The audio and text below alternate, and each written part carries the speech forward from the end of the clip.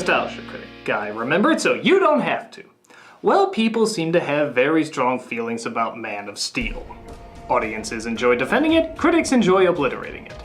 Trust me, I'll have my own words to say when it finally comes to DVD. But there is one criticism that seems to carry over for many people, and that is that Superman does too much moping. The funny thing is, out of all the problems with this film, I find this one didn't really bother me so much.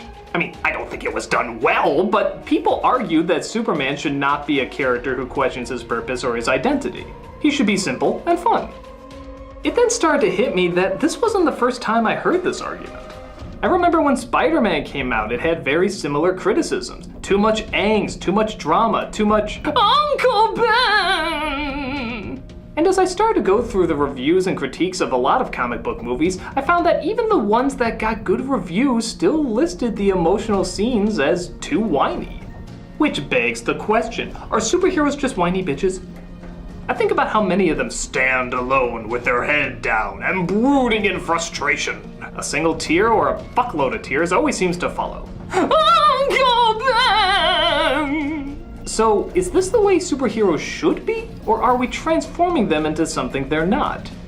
Again, it might make sense to connect these incredibly famous comic book characters to the great Greek myths.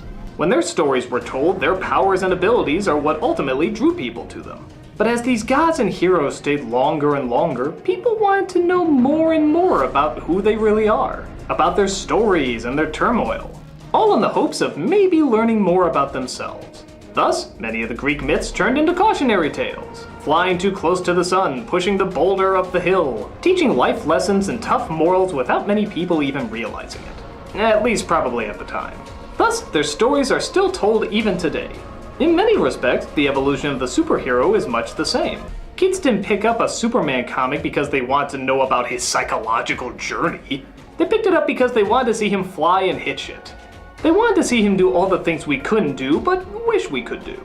The movies and serials that followed soon after reflected this too. People would tune in to watch Superman on TV or Batman on the big screen to see them fight crime and look cool doing it.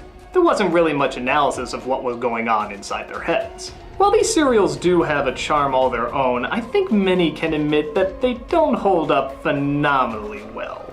The formula was often the same. Villain causes trouble, hero saves the day, hero looks cool while doing it. If both the serials and the comics stuck to this formula, chances are neither would last very long. But both of them made the connection that superheroes represent everything we want to be, so it makes sense to show how we could be like them. The goal was no longer to make them look strong and invulnerable, but instead relatable and even fragile. I mean, hey, it's much easier to pretend we're these characters if they're made more human. And whether by accident or not, they reflected the responsibility of what it means to do the right thing. But if the superhero is going to be more relatable, the enemies have to be more realistic. And even something that seems as simple as the right thing can be a very complicated issue in the real world. A supervillain or a robber in a mask is very easy to figure out. But wars, politics, prejudice, and so forth, these are a bit more complex. So for a superhero to always know or do the right thing is not always easy. And the stories, logically, have to reflect that. So, just like the Greek myths, the superhero knew that if it wanted to last and be timeless, it would have to reflect the most important human needs at its core. It would need to adapt with time, become more personal, make changes that would create more interesting characters and dilemmas. This got me thinking about the superhero films that did this right. As much as we like to make fun of the campiness of the original Superman, it does address several heavy elements. Mortality, responsibility, gaining great power, losing great power. What you have control over and what you don't have control over. It played with the morality, the ethics, the choices of one who has so much and the effect it has on the world around him. This wasn't written by some Saturday morning cartoon writer either. This was written by Mario Puzo, the author of The Godfather. And he treated the mythos of this character very seriously. Why? Because he saw the human potential.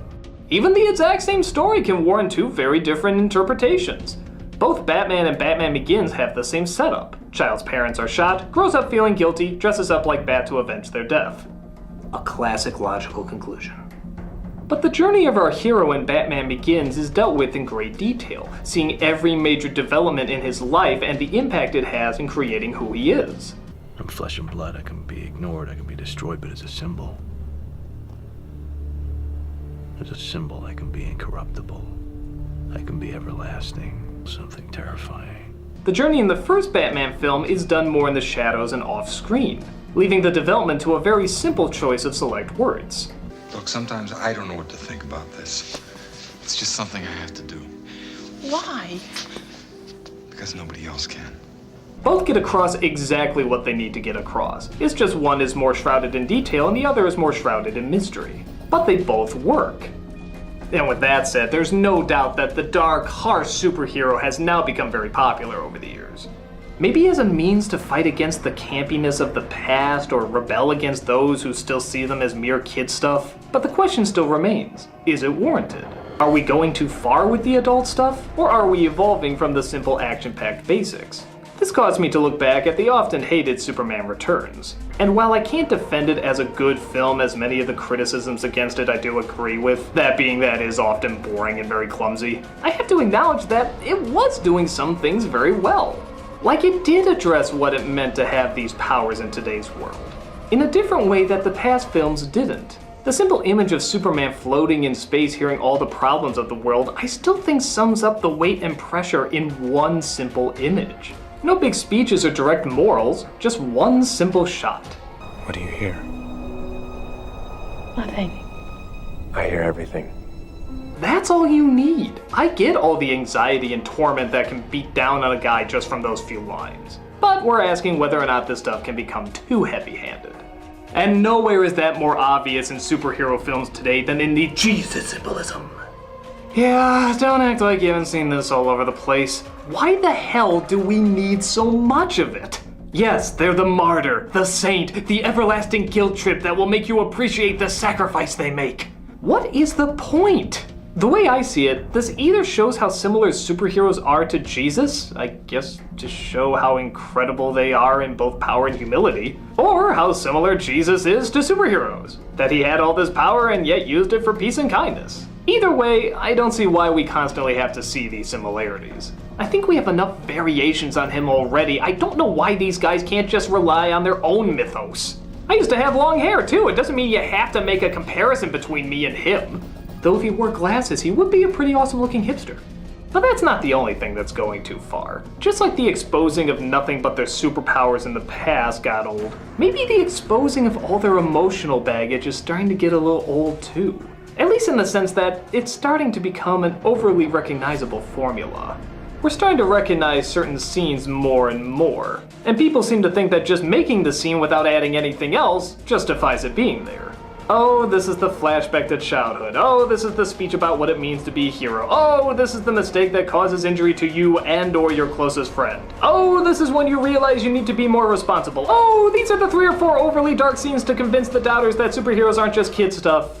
Yeah, it's starting to become more and more noticeable, and maybe 1 or 2 of these films could try a little harder and throw something new in.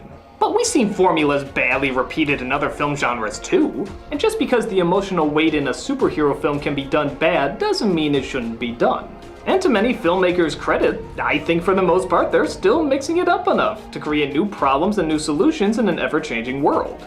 Technology, points of view, emotional understanding. We're still seeing these things evolve in our world, and our movie superheroes are doing well to keep up with it. Truth be told, if they still want to be relevant, they need to keep up with it. If superheroes want to represent who we want to be, they must first understand who we are. And the more our heroes can see that in themselves, the more they can understand who they're fighting for. And the more we'll cheer them on because of it. And so the people who are seeing superheroes as whiners nowadays, I think are more confusing whining for drama. And drama obviously is an essential part in making something interesting. Like anything, we need investment in order to care. We need to relate to our heroes in order to get behind them. But yes, they need to actually do superhero-y stuff too.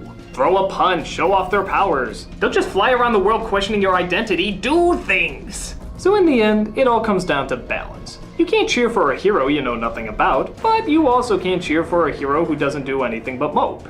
Both good action and good character are needed to keep the people cheering for more. So superheroes of the future, continue standing up for what you believe in, but never shy away from expressing why. Just don't express too much. Oh God! I'm a nostalgia critic, and I can't wait for another Andrew Garfield movie.